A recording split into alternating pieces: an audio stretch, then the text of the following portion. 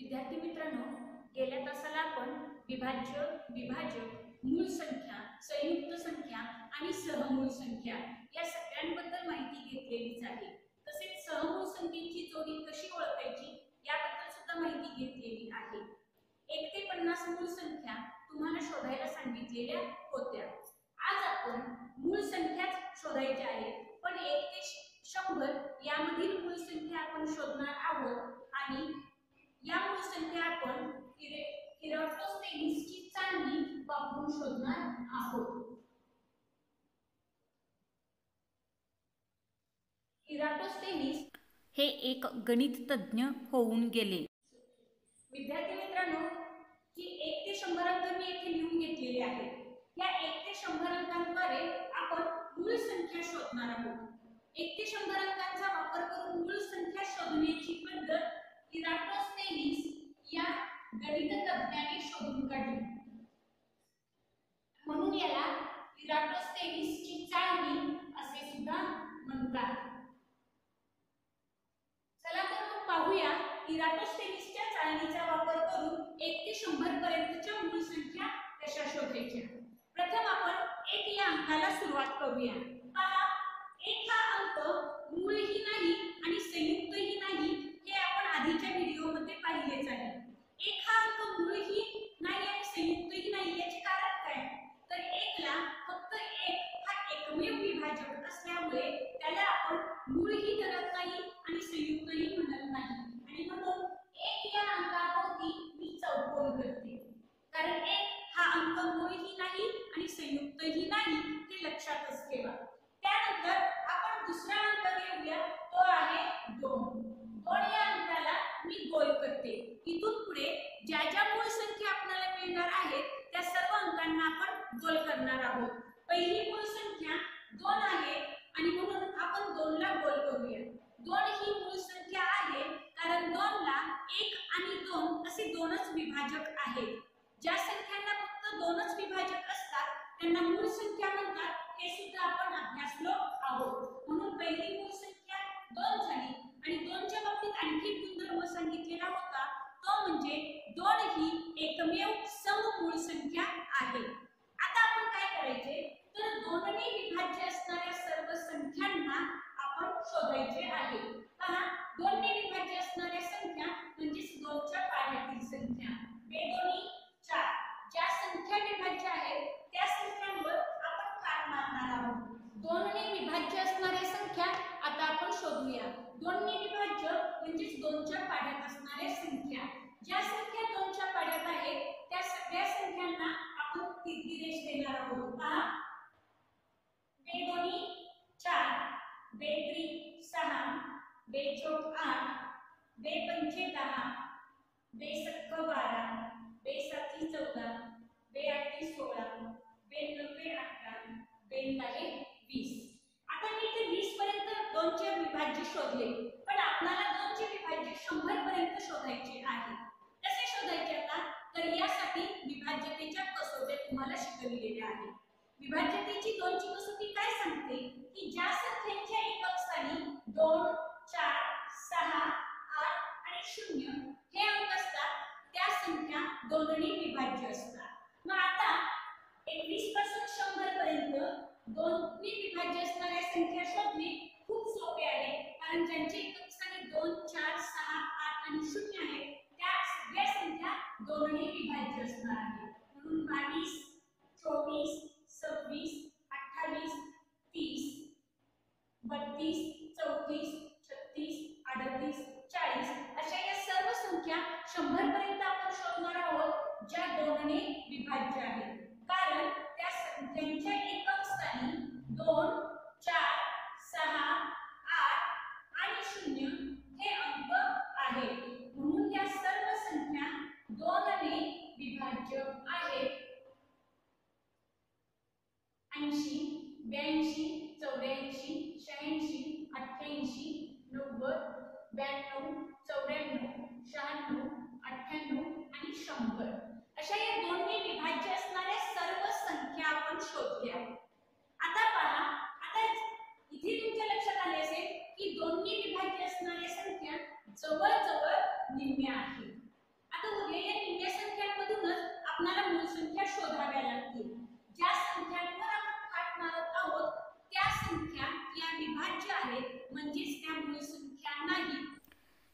सोडून आणि मूळ संख्या सोडून इतर सर्व संख्या ह्या संयुक्त संख्या असणार आहेत. ज्या संख्यांना आपण खाट मारलेली नाही त्याच संख्या आपण विचारात घ्यायच्या. आता पुढची संख्या आपण विचारात घेतली 3. तर 3च्या पाढ्यातील संख्या आपण शोधायच्या आणि त्यांना सुद्धा तिरकी रेष द्यायची आहे. पहा 3 एके 3, 3 दोन्ही 6 आधीच कोडलेले आहे. 3 3 9, 3 चौक 12, 3 आठाची 15, 3 सम 18, 3 सत्ते 21, 3 आठ 24, 3 नव्वे 27, 3 दाहे 30. ज्या संख्या दोनने विभाज्य आहेत त्यातल्याच काही संख्या या 3ने सुद्धा विभाज्य आहेत हे इथे आपल्या लक्षात आले. आता आपल्याला 30च्या पुढच्या 3ने विभाज्य संख्या शोधायच्या आहे. तर आपल्याला काय करायचे आहे, 30च्या पुढील 3ने विभाज्य असणाऱ्या संख्या शोधूया. कशा शोधायच्या, तर 3ची सुद्धा कसोटी आहे की ज्या अंकांची बेरीज ही 3च्या पाढ्यातील संख्या असते त्यांना 3ने भाग जातो. परंतु आपण इथे काय करणार आहोत, 30च्या पुढील संख्या या 3 वाढवत जाणार आहोत की ज्याला 3ने पूर्ण भाग जाईल.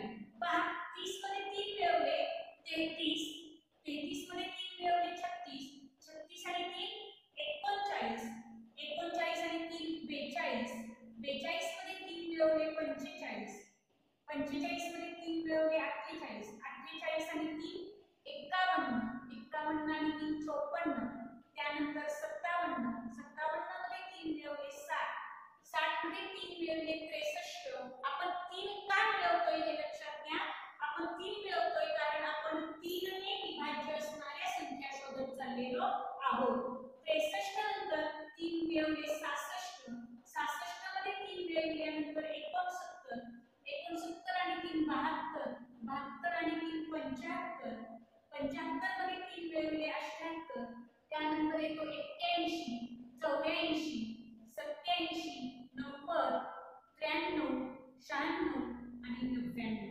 अशा पद्धतीने 3च्या पटीतील संख्या आपण शोधल्या म्हणजे 3ने विभाज्य असणाऱ्या 1 ते 100 पर्यंतच्या संख्या शोधल्या. आता आपण पुढची मूळ संख्या पाहणार आहोत आणि ती आहे 3 नंतर ज्याला आपण रेष मारली नाही, जी संख्या विभाज्य नाही, ती आहे 5. 5चा पाढा आता आपल्याला येतोच. 5चा पाढा आपण म्हणत जायचा आहे आणि ज्या संख्यांना अजूनही विभाज्य म्हणून आपण इथे मार्क केलेलं नाहीये त्या संख्यांना आपण विभाज्य म्हणणार आहोत. पहा 5 एके 5, 5 दोन्ही 10, 5 त्रिक 15, 5 चौक 20, 5 5 25. इथे 25 ला आपण अजून रेष मारलेली नाहीये म्हणून 25 हा आता आपल्याला 5चा दुसरा विभाज्य मिळालेला आहे. त्यानंतर 5 30, 5 असते 35, 35 ला सुद्धा आपण रेष मारणार आहोत कारण आता 35 हा 5चा विभाज्य असणार आहे. 45 40, 5 90 45, 5 दाहे 50. आता मला 50च्या पुढच्या संख्या आपल्याला शोधायच्या आहे की ज्या 5ने विभाज्य आहे. 5ची विभाज्यतेची कसोटी काय सांगते, तर ज्या संख्येच्या एकक स्थानी 5 आणि 0 आहे त्या संख्यांना 5ने विशेष भाग जातो. मग आता आपण पाहूया 51 ते 100 मधील 5ने विशेष भाग जाणाऱ्या संख्या की ज्यांच्या एकक स्थानी 5 आणि 0 आहे. पहिली संख्या मिळाली 55 जी 5ने विभाज्य असणार आहे. त्यानंतर 60, पण इथे 60 ला 2 आणि 3 या सगळ्या संख्यांनी भाग दिलेला आहे. त्यानंतर 65, 70, 75, 80, 85, 90 आणि 95, 100 अशा पद्धतीने 5ने विभाज्य असणाऱ्या संख्या आपल्याला मिळाल्या. आता पुढची संख्या आपण पाहूया. ती आहे 7. 7 ला आपण आता गोल केला कारण पुढची संख्या 7 ही मूळ संख्या आहे कारण तिला यावरील कोणत्याच संख्येने भाग केलेला नाही किंवा ती कोणत्याच पाढ्यात नाहीये म्हणून ही 7 हवी. 7 ही मूळ संख्या झाली. आता 7च्या पटीतील आपण संख्या शोधूया. पहा 7 एके 7, 7 दोन्ही 14, 7 त्रिक 21, 7 चौक 28, 7 5 35, 7 सखम 42, 7 साठी 49.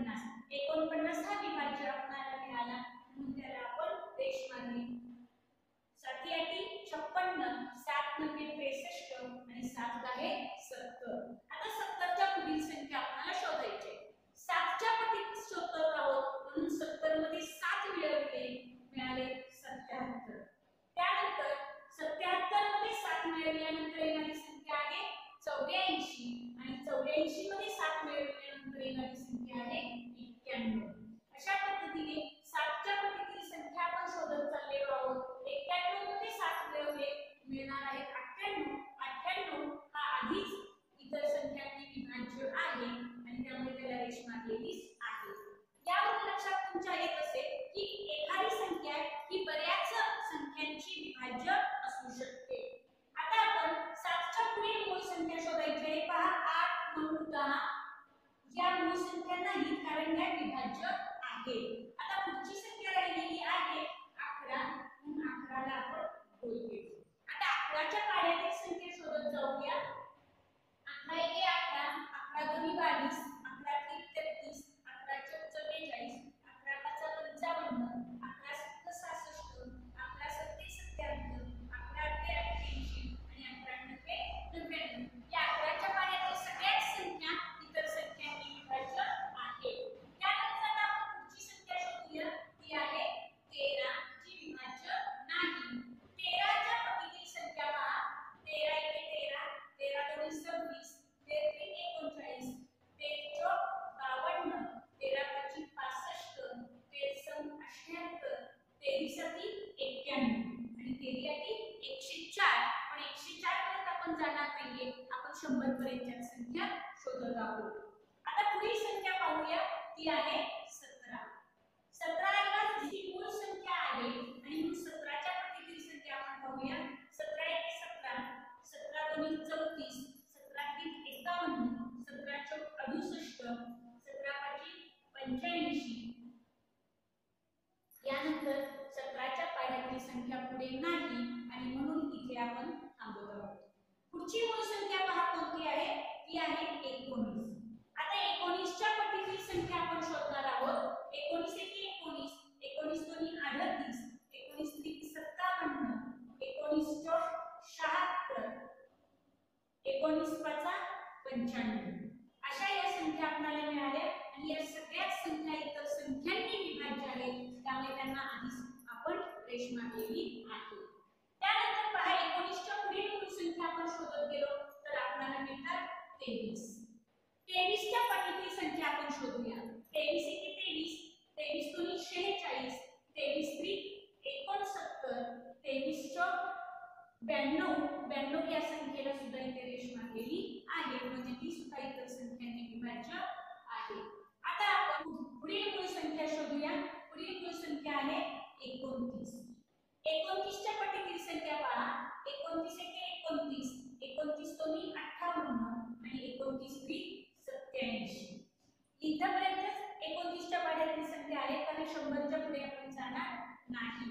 आणि 29 चौकचा जर विचार केला तर 29 चौक 116 ही संख्या येते. 100च्या पुढे ती असल्यामुळे आपण आता ती शोधणार नाही. त्यानंतर 29च्या पुढे बघा कोणती संख्या मिळते. ती आहे 31. 31 ची पट आपण ती शोधली तर 31 एके 31 आणि 31 दोन्ही 62 आणि 31 त्रिक 93 अशी संख्या मिळते. आणि या सगळ्या संख्यांना पूर्वीच आपण रेष मारलेली आहे. पूर्वीच ती इतर संख्यांनी विभाज्य आहे हे आपण दाखवलेले आहे. आता पुढील संख्या आपण अशा शोधत जाऊया. 37, 37 दोन्ही 74, 37 त्रिक आपण जर शोधायला गेलो 111 ही संख्या आपल्याला मिळते. ती 100च्या पुढे आहे त्यामुळे आपण तिथपर्यंत जाणार नाही. त्यानंतर 37च्या पुढची मूळ संख्या पहा कोणती मिळाली. 41, 41 दोन्ही 82, 43, 43 दोन्ही 86, 47, 47 दोन्ही 94 अशा पद्धतीने ह्या आपल्याला मूळ संख्या मिळालेल्या आहेत. अजूनही पुढे काही संख्या आहेत आपण पाहूया. 53, 53 दोन्ही 106 येतात. 106 आपण 100च्या पुढे जाणारच नाही त्यामुळे 53 ही मूळ संख्या मिळाली.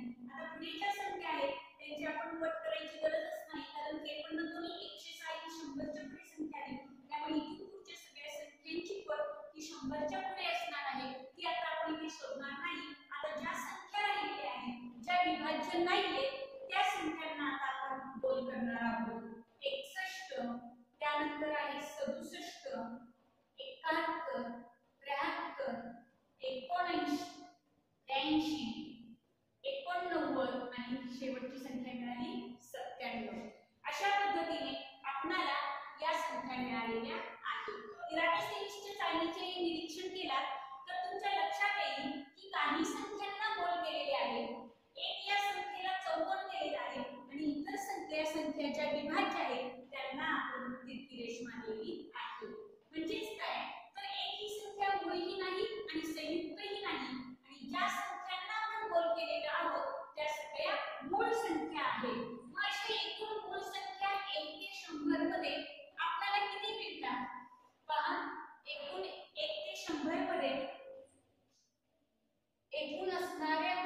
संख्या आपण आता शोधूया. किती आहेत पहा. 1 2 3 4 5 6 7 8 9 10 11 12 13 14 15 16 17 18 19 20 21 22 23 24 25 अशा 1 ते 100 मध्ये एकूण मूळ संख्या आपल्याला मिळालेल्या आहेत 25. आता या कोणत्या आहेत मूळ संख्या त्या आपण लिहूया. पहा 2 3 ज्या संख्यांना मोल केले त्या मूळ संख्या आहेत 5 7 11 13 17 19 23 29 31 37 41 43 47 53 59 61 67 73 79 83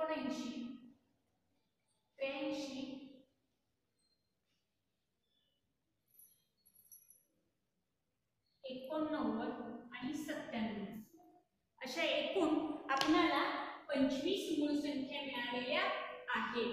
अशा पद्धतीने इराटोस्थेनीसची चाळणी वापरून आपण 1 ते 100 पर्यंतच्या मूळ संख्या शोधू शकतो किंवा याच्या पुढील मूळ संख्या सुद्धा शोधू शकतो.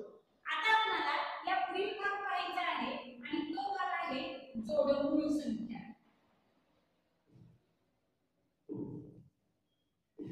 जोडमूळ संख्या म्हणजे काय तर जोडमूळ संख्या म्हणजे ज्या दोन मूळ संख्यांमध्ये 2चा फरक असतो त्या संख्यांना जोडमूळ संख्या असे म्हणतात. पहा इथे आपण मूळ संख्या लिहिलेल्या आहेत. ज्या मूळ संख्यांमध्ये 2चा फरक आहे त्यांना आपण जोडमूळ संख्या म्हणणार आहोत. आता कशामध्ये 2चा फरक आहे पाहूया. 2 आणि 3 मध्ये 1चा फरक आहे. 1चा फरक आहे म्हणून ती जोडमूळ संख्यांची जोडी नाही. 3 आणि 5 मध्ये 2चा फरक आहे आणि म्हणून ही पहिली जोडमूळ संख्यांची जोडी आपल्याला मिळाली. ती मी इथे लिहिते 3 व 5. त्यानंतर पहा दुसरी जोडी आपल्याला मिळते 5 व 7 ची. 3 आणि 5 ही एक जोडी मिळते तर 5 आणि 7 ही एक जोडी मिळते कारण 5 आणि 7 मध्ये सुद्धा 2चा फरक आहे. म्हणून दुसरी आपल्याला जोडमूळ संख्येची जोडी मिळते 5 व 7 ची. त्यानंतर पहा 7 आणि 11 मध्ये 4चा फरक आहे. 11 आणि 13 मध्ये 2चा फरक आहे म्हणून ही जोडी आपल्याला मिळाली. ती आपण लिहून घेऊया 11 व 13. त्यानंतर चौथी जोडी पहा आपल्याला मिळते 17 व 19 ची. यांच्यामध्ये सुद्धा 2चा फरक आहे. अशा 2चा फरक असणाऱ्या जोड्या तुम्ही इथे शोधायच्या आहेत. तुम्हाला पुढची जोडी मिळते 29 व 31. त्यानंतर पुढची जोडी आहे 41 व 43.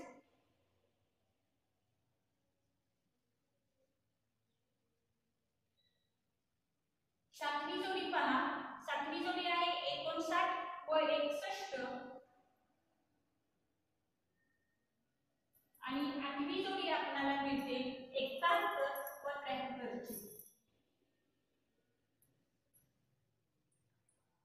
अशा पद्धतीने आपल्याला 1 ते 100 पर्यंतच्या 25 मूळ संख्या मिळतात.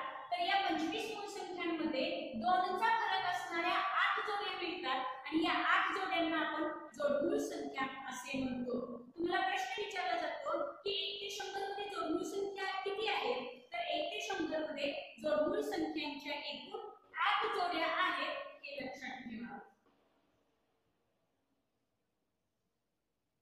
जोडमूळ संख्यांना जुळ्या मूळ संख्या असे सुद्धा म्हणतात. विद्यार्थी मित्रांनो युक्लिड हा एक गणितज्ञ होता आणि तो ग्रीसमध्ये होऊन गेला. इसवी सनापूर्वी 300 वर्षे तो होऊन गेलेला आहे आणि त्याने असे सांगितले की 2 3 5 7 11 13 अशा क्रमाने आपण ज्यावेळी मूळ संख्या लिहित जातो त्यावेळी अशा किती मूळ संख्या मिळतील तर अशा अनंत मूळ संख्या आपल्याला शोधता येतात असे त्यांनी सांगितलेले आहे. विद्यार्थी मित्रांनो आता आपण या पाठातील शेवटचा भाग पाहणार आहोत. यामध्ये 2 उपक्रम दिलेले त्यापैकी एक उपक्रम मी येथे घेत आहे. त्यासाठी या रकान्यांमध्ये आपण 1 ते 7 अंकांचे लेखन करून घेऊया. आधी मी 1 ते 7 अंकांचे लेखन करून घेतलेले आहे. आता आपल्यासाठी पहिला प्रश्न आहे, 2 ने विभाज्य असणाऱ्या संख्यांभोवती त्रिकोण करा.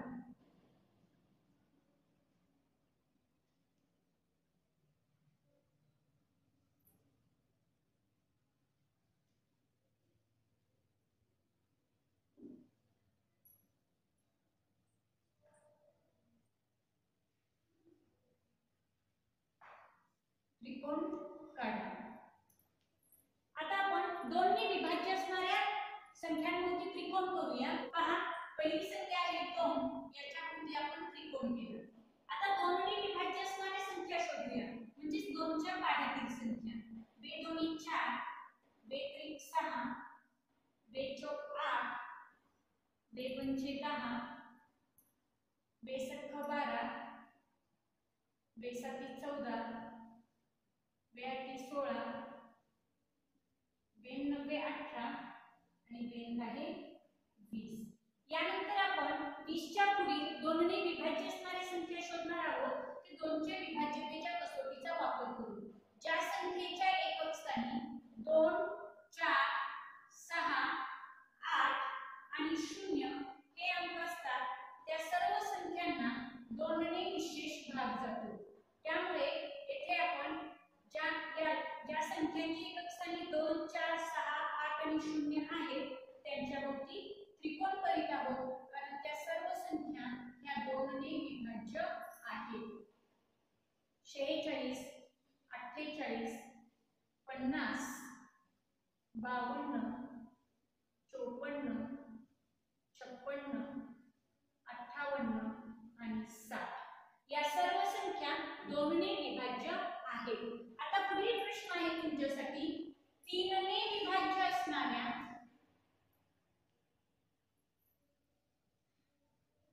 संख्यांभोवती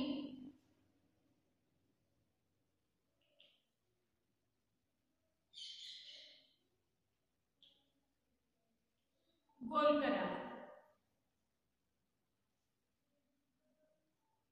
आता आपण 3 च्या पटीतील संख्या शोधूया आणि त्यांच्या भोवती गोल करूया.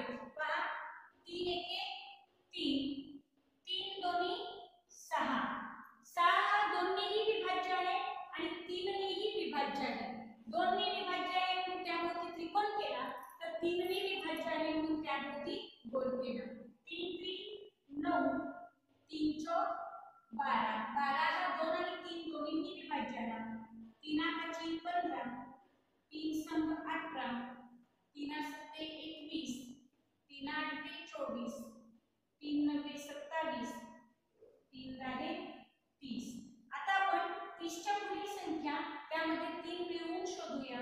33, 36, 39, 42, 45, 48, 51, 54, 57 आणि 60.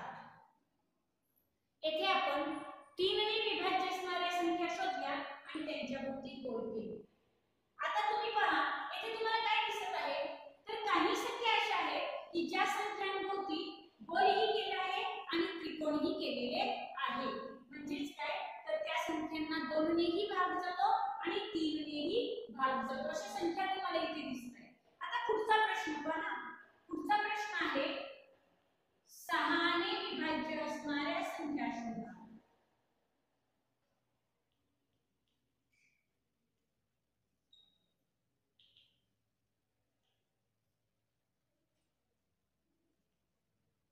सहाने विभाज्य असणाऱ्या आपल्याला संख्या शोधायच्या, म्हणजेच काय, तर आता 6 चा पाढा पाहायचा.